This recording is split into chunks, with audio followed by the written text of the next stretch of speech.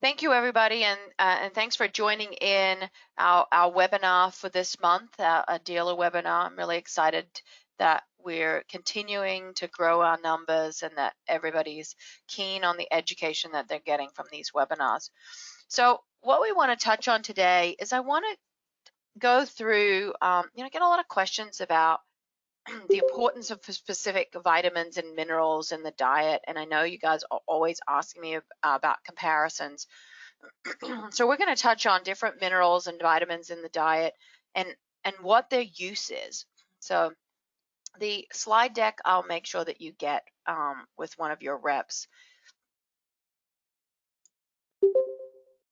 So we're going to focus on the vitamins and minerals and comparisons as we go through.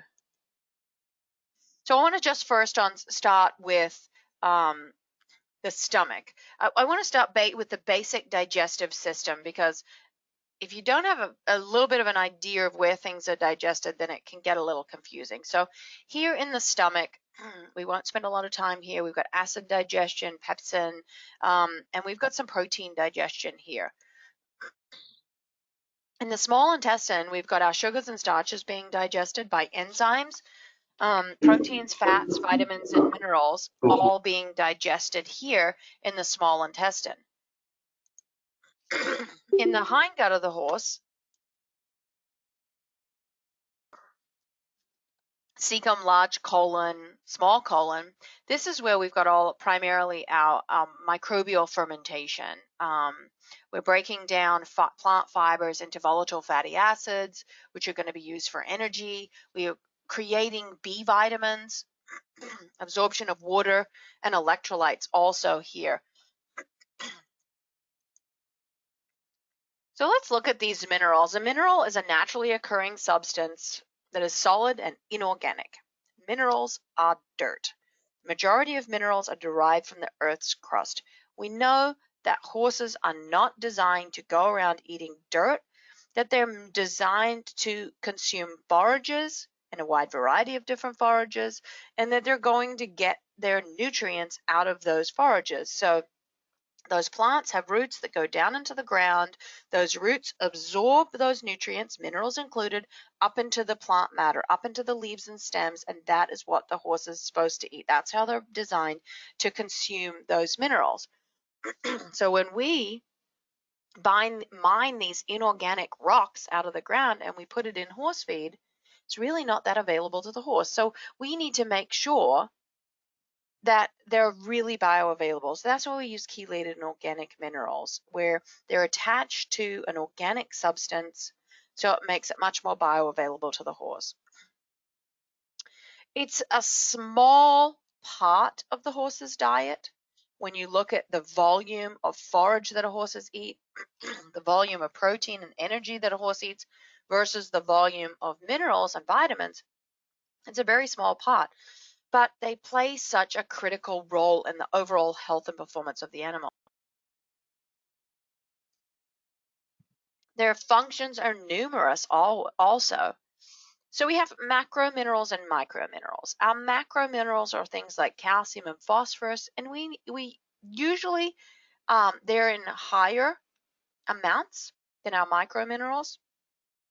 And our macro minerals, we're going to typically use the units of grams per kilogram or percentages when we look at that guaranteed analysis. Now, micro minerals, we're going to use milligrams per kilogram or parts per million, which is abbreviated to ppm. Now, I just wanted to show you a little bit, because a lot of people will say, I just don't know how I should be comparing. How can I compare how many parts per million is in my pound of this or in my 2 ounces of that? So I just want to break this down for you. And again, you'll get this slide deck, so you'll be able to go through this yourselves. But parts per million, or ppms, is the same as milligrams per kilogram. It's the exact same thing. So we break that down. There are 2.2 pounds in every kilogram. Okay, so milligrams per kilogram divided by 2.2 equals milligrams per pound. Well, there's 16 ounces in a pound. So if you take that milligrams per pound and you divide it by 16, that gives you milligrams per ounce. And then based on how many ounces of the supplement that you're feeding, you can times it by 2 or 3 or half, and you can work out how much of whatever it is, zinc, copper, that you're getting per ounce. Okay, so that is a little bit more enlightening as to ppm seems a little bit overwhelming and what do I do with it? But that's how you can break it down. And when we do percentages, like for our macro minerals like calcium, protein, I go real scientific. And I literally use Google. And I've got a picture there on the bottom of the screen. I literally type into Google 2% of whatever it is. Let's say we're feeding DDA and we are feeding 2 ounces a day, and whatever it is in the guaranteed analysis that we're want to know how much are we actually getting. There's 2% of it. It says in the guaranteed analysis 2%. 2% of 2 ounces, and what are the units that I want? Milligrams. I want to know it in milligrams. So 2% of 2 ounces in milligrams is 1,133 milligrams. Okay? You can do the same thing if you're looking at a feed. Let's say we've got a feed and it's 14% protein and you're feeding 5 pounds a day of it. Okay? You would do 14% of 5 pounds in whatever units. At that point, you're probably going to be using grams because you're going to have a whole lot, or you could be using ounces. And it will tell you exactly how much. So this is just kind of breaking it down and making it a little easier to understand those units that we use. So let's get into them. Calcium. 99% of calcium is found in the teeth and bones. About equine bone is about 35% calcium. It's also important though in muscle contraction and nerve impulses and the coating around cells, blood clotting, enzymes. The inorganic forms are carbonate, sulfate, oxide. Right? These are the most common inorganic forms. There are other things in the diet, like phytates in some grasses, oxalates in some grasses, and excess phosphorus will also block the uptake of calcium. Now, any of you that have been on our other webinars know that we're actually using a new form of calcium in our cult grower and in our cool gut, and it's called calcite, and it's a more bioavailable form of calcium. Right? It's still inorganic, comes from, well, I guess you could say it's plant. It's organic. It's from fossilized red algae, which at one point was a plant. But it's the surface area. It's the physical structure of that calcium. It's got a honeycomb structure, and so the surface areas has exponential amount of surface areas. So for absorption and for acid buffering, it's much, much more bioavailable.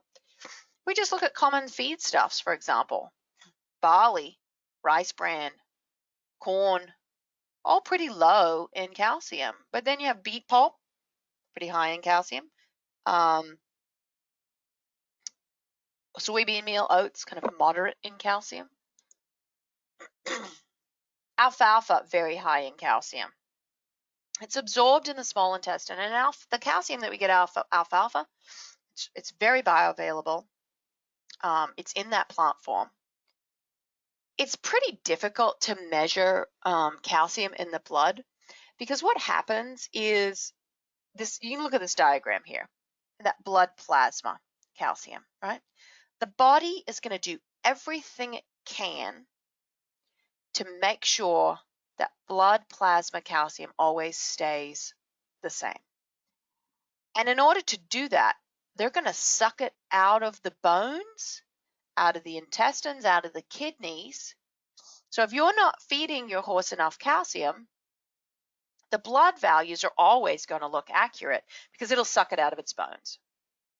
Okay, so you cannot rely on a blood calcium reading to give you an ideal idea of what calcium is what the calcium status of your horse is. Vitamin D regulates calcium as well. High calcium, very, very high calcium can depress phosphorus levels. Ideally, we want a 2-to-1 calcium phosphorus ratio. We can go up to 6-to-1 calcium. Now, if we get calcium is really, really good for buffering stomach acid and keeping that stomach acid low so that we don't have the production of gastric ulcers. But if you've got somebody who's feeding 5, 6, 7 different calcium supplements, then excess calcium can actually, like really excess calcium, more than 2% of the diet in calcium, can actually stimulate the acid secretion in the stomach. So you always have to be careful about feeding supplement on top of supplement on top of supplement on top of supplement. So always make sure that that's why at DAC what we do is we develop supplements that fit in a lane, and that's what they do. We don't try to make supplements that do 15 different things at once. They do one thing and they do that one thing well. Deficiencies in calcium, you're going to see soft bones, bone disorders, this big head. And so this big head, what happens here is, I said the horse is really good at getting calcium out from wherever they can to make sure that blood calcium looks ideal. So in this horse, the first place that they'll get it is out of these nasal bones. And they'll suck calcium out of there, and then these bones become really spongy and get really big, and look, the horse's head looks like it's really big. You see that a lot in Australia where we have certain grasses that have oxalates, and the oxalates are actually what's binding the calcium so that they can't absorb that calcium. And again, they're going to suck calcium out of their bones to try and make the plasma calcium look ideal. Phosphorus. Phosphorus is about 14 to 70% of the skeleton. It's part of energy pathways, enzymes. Oxalates also block phosphorus uptake, and there are oxalates in certain types of some of our warm season native grasses, Johnson's grass, for example. Deficiencies in phosphorus can cause weak bones, just like deficiencies in calcium can cause weak bones, because the two of them go hand in hand. Excess phosphorus causes calcium deficiency. Why? Because if you get too much phosphorus, I should say, it's going to block the uptake of that calcium. So again, they're going to start sucking it out of their own bones. Those bones are going to be really spongy and not strong and not weight bearing. Maximum tolerable limit in the total diet is about 1%.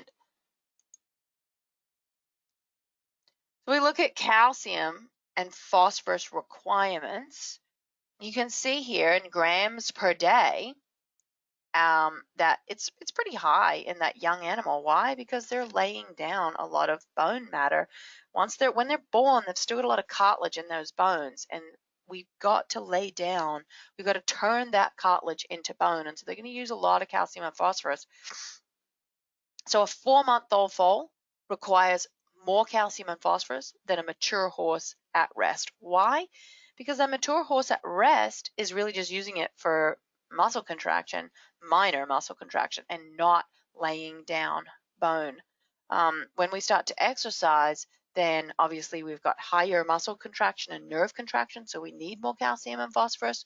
And then obviously the lactating broodmare has the highest requirement because she's also putting all that through the milk into the foal. If we look at the ratio of calcium to phosphorus in different grains, oats and corn are inverted. There's more phosphorus than calcium. So if you're just feeding oats or you're just feeding oats and corn, then know that your diet is going to be very unbalanced for calcium and phosphorus, and you need to be complementing that with alfalfa or with the supplement that's high in calcium that's going to balance that out. Barley also upside down, more phosphorus than calcium. So a lot of our local meal mixes, corn, oat, barley, sweet feeds, really high in phosphorus, very low in calcium. So again, unless you're balancing that out with extra calcium, you're going to have issues. Wheat bran also is upside down, very high in calcium, in phosphorus, I should say. When we get to soybean meal, it's still upside down, but when we're using soybean meal in our grain concentrates, we're also adding additional sources of calcium. If we've got soybean meal in something like the Bloom or in our supplements as a carrier, we're adding extra calcium. When Dr. Doran and myself formulate these products, we make sure we formulate it with an ideal calcium to phosphorus ratio. Rice bran, another one that's inverted for calcium and phosphorus, very high in phosphorus and low in calcium. Now, if we look at alfalfa pellets, alfalfa hay, Bermuda hay, ryegrass, Timothy hay, these are all higher in calcium than phosphorus. Orchard grass can be a tiny bit inverted, but really probably closer to a 1-to-1 ratio.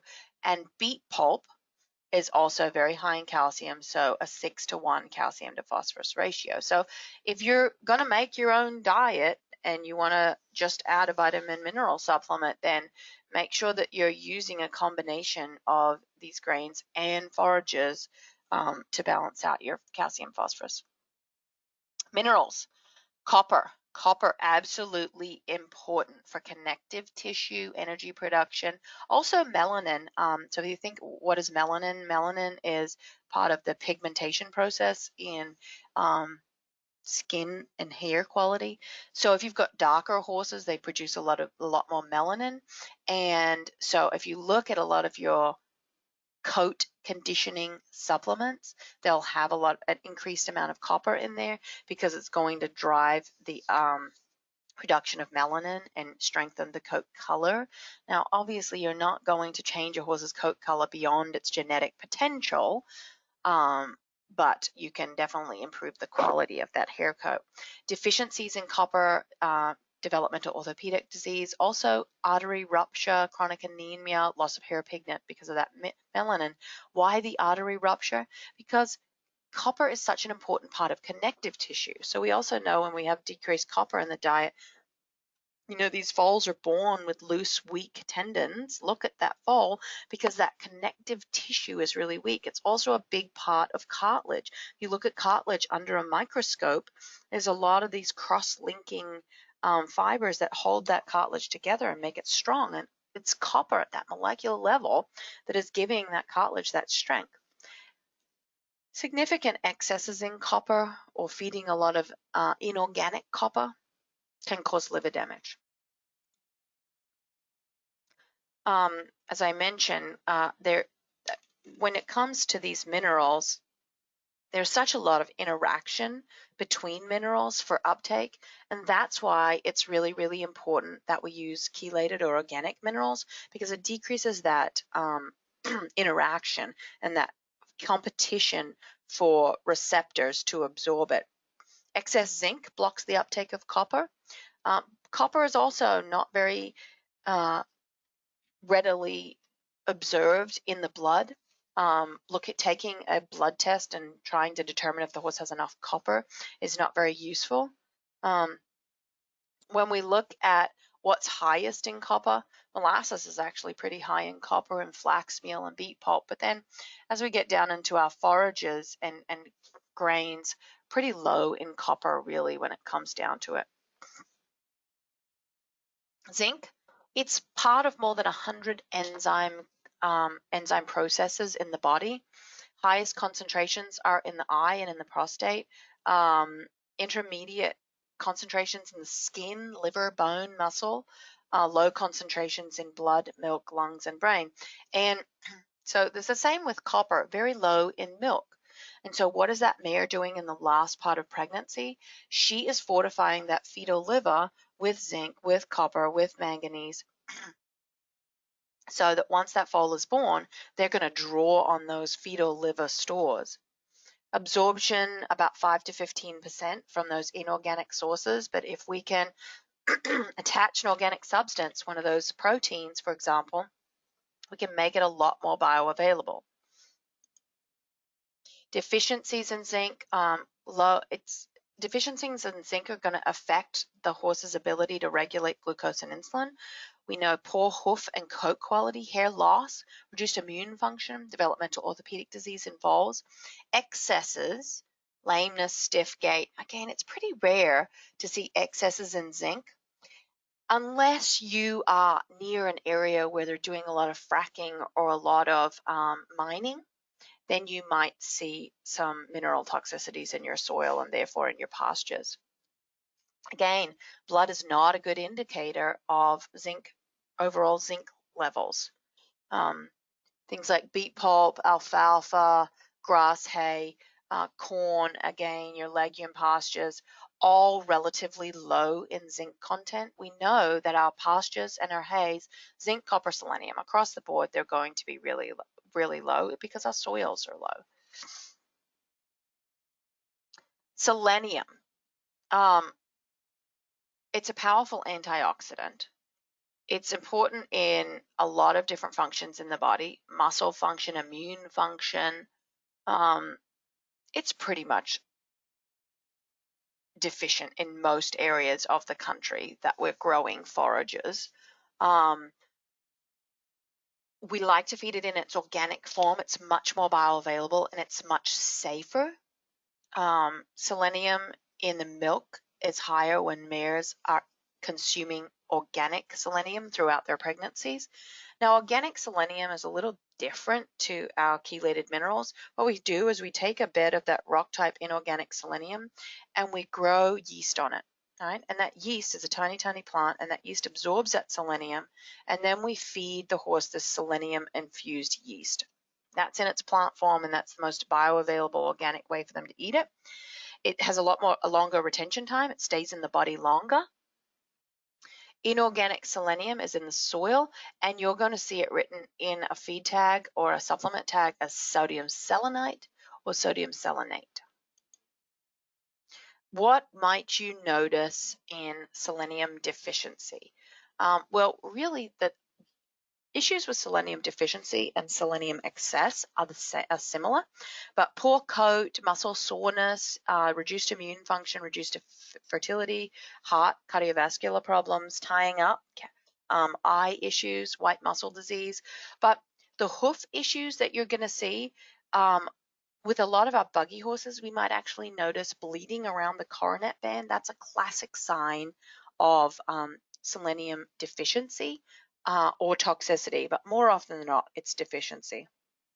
Excesses can also cause heart and liver damage, a degeneration of the bones and joints, again, damage to the hooves, but more often than not, we're going to have issues with selenium deficiency.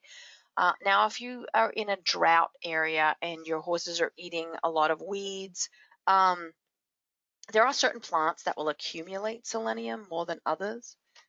And so if they're forced to eat those or they're in the hay, then that might be a way that the horse could get excess selenium. But ultimately, we really want to make sure that we're feeding organic forms of selenium. It's much, much safer.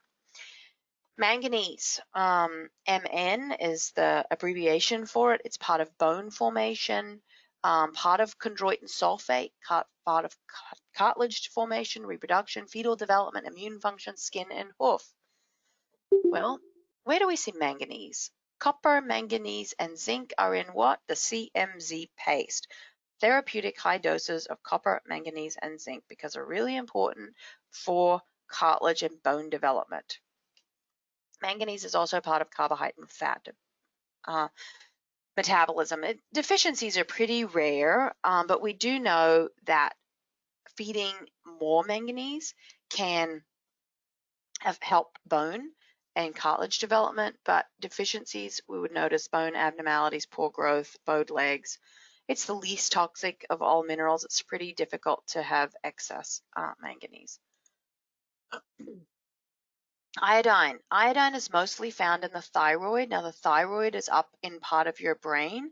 Your thyroid hormone, your thyroid is there in your throat, but it affects the brain.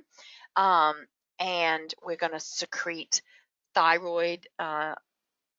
TSH is thyroid secreting hormone, and TRH is thyroid releasing hormone. And then thyroxine is T4. And so all the pituitary gland really releases TSH, and that's going to release the thyroid hormones from the thyroid. And the thyroid hormones really affect the cardiovascular system, the muscular system, nervous system, respiratory system. And iodine is very important, but excesses can be very damaging. Deficiencies and excesses, kind of like with selenium, can be the same. They're going to get a goiter, which is a big growth right on that thyroid gland. You can see there that goiter on that bull's neck. It's a big lump. Poor hair coat, hair loss, lethargy, body weight, body temperature, decreased immune system, stillborn or weak foals, decreased reproductive efficiency in mares, early late-term abortion in mares. And with iodine, seaweed. Supplements that contain seaweed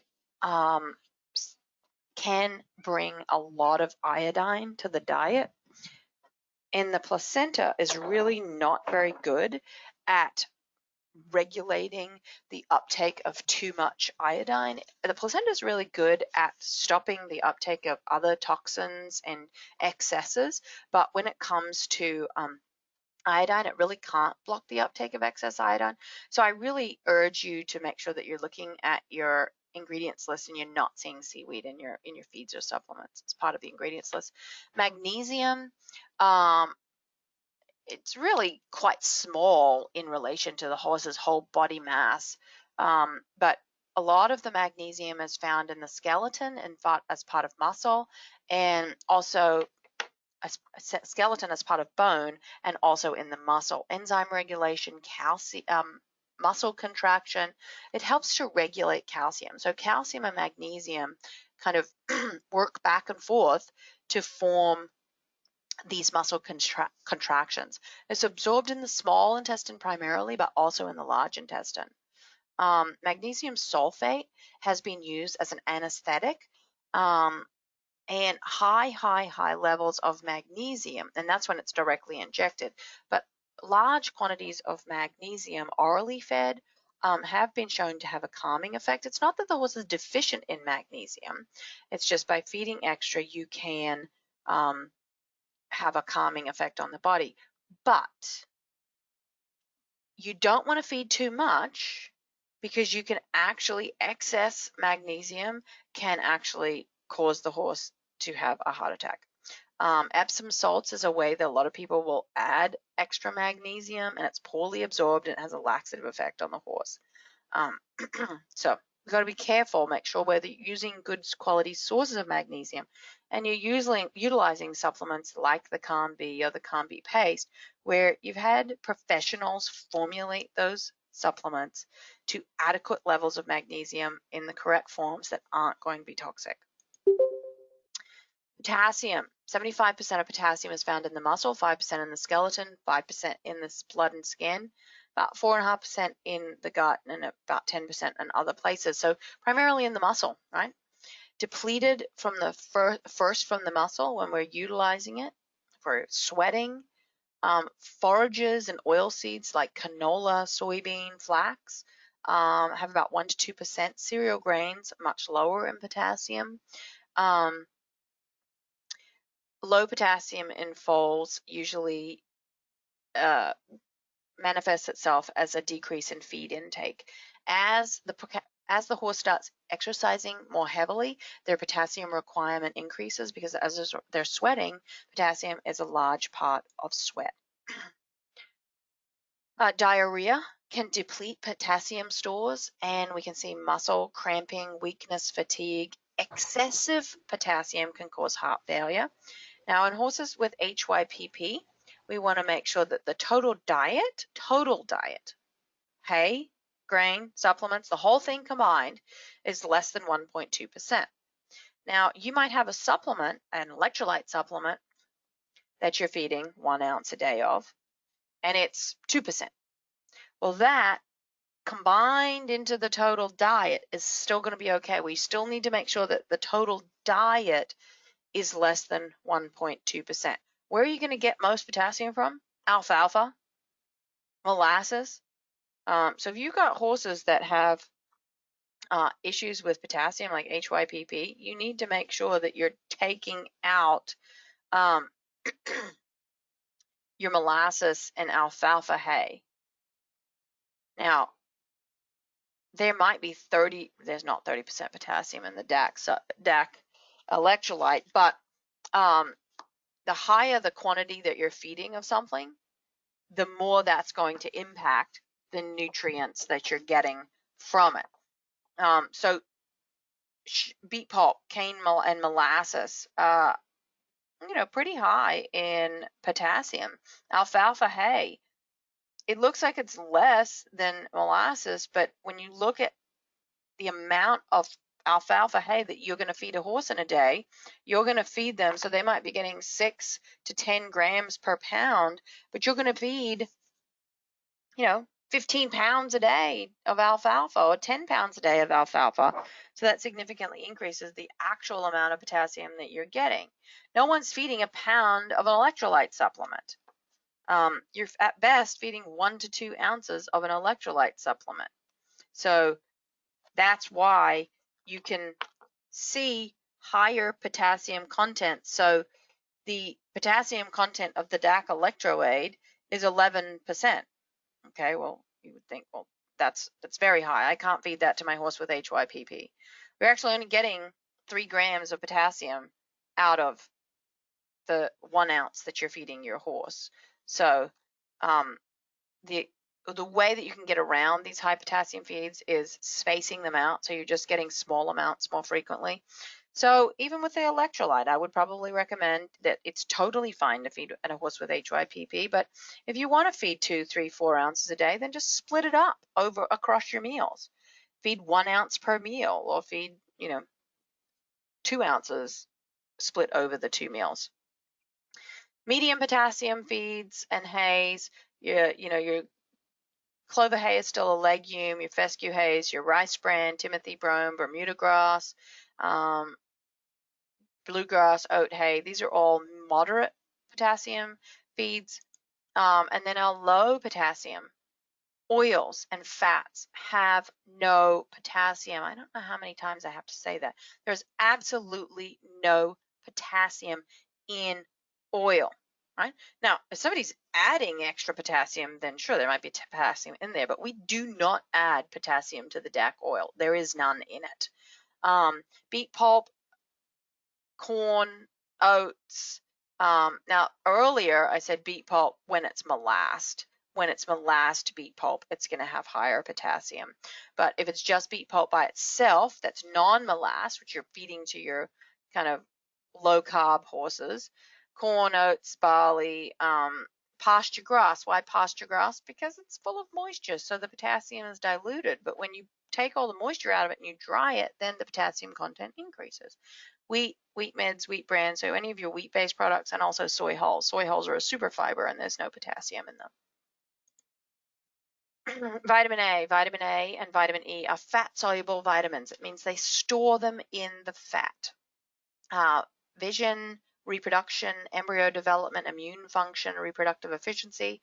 There are high amounts in immature fresh green grass and very low in hay and low amounts in cereal grains. Deficiencies, blindness, impaired growth in foals, impaired elastic tendon development, so contracted tendons, loose tendons, hind leg paralysis, spinal fluid pressure. Vitamin E in excess of 10,000 IUs a day will block the uptake of vitamin A. That's why I never recommend you feed too much vitamin E. I mean, we need vitamin E and we need to be supplementing it, but I don't want you to be feeding more than the 10,000 IUs a day. Excesses, fragile bones, malformed fetuses, developmental orthopedic disease. But again, it is very, very uncommon for our horses to be excess in vitamin A, just because most of our horses aren't getting a lot of fresh green grass. Vitamin E is fat soluble as well. It's a powerful antioxidant. Muscle function, immune function, high amounts in immature pasture, very low in our cereal grains, and there's pretty much none in our hay after about 2 months. 2 weeks, I should say. We've gone through this over and over again. Deficiencies in vitamin E, immune function, muscle weakness, tying up, white muscle disease, equine degenerative myoencephalopathy. It's kind of a like equine motor neuron disease, muscle wasting, poor top line, weakness behind, liver necrosis, and excesses. We're going to see really the block the uptake of vitamin A. I get questions a lot about, okay, well, are you really going to balance the diet with a bucket vitamin and mineral supplement? I'm adding 1 to 2 ounces a day. Is that really going to do anything? So we've got these examples here. And we'll use this graph. This is our EquiBalance ration balancing software. And along the bottom, I'll just go through this graph to show you the first time. We've got digestible energy. Let's see if I can make my pointer.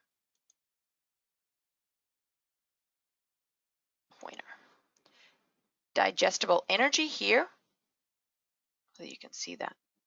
Crude protein, calcium, phosphorus, copper, zinc, selenium, manganese, iodine, lysine, vitamin A, and vitamin E. Now, we've got a 12-year-old horse doing nothing, right? 1,000 pounds, maintenance, just eating 20 pounds of grass a day.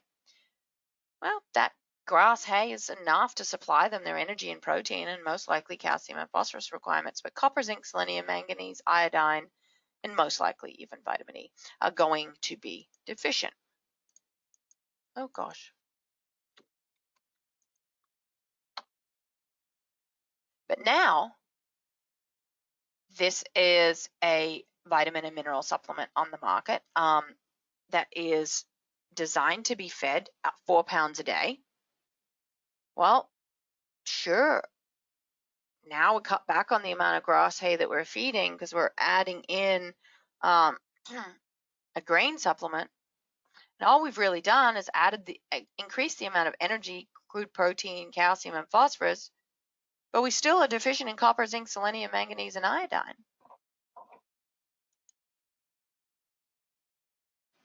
Let's go back to feeding our horse plenty of hay because that's what they're designed to eat, this maintenance horse. And we'll just add 2 ounces of DAC orange, just 2 ounces of DAC orange.